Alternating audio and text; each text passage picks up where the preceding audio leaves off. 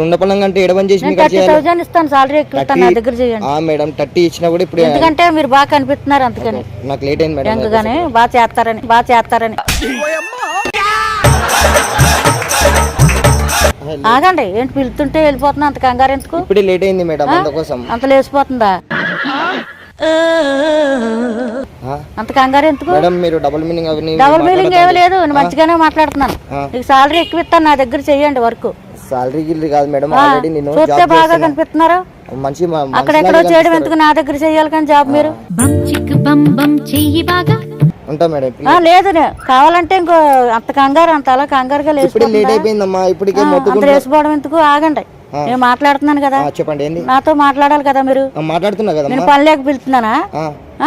పని ఉండే కదా పిలుస్తున్నాను. ఏం పని చెప్పండి. ఏం పనా? అదే మీరు ఏం పని చేస్తారా?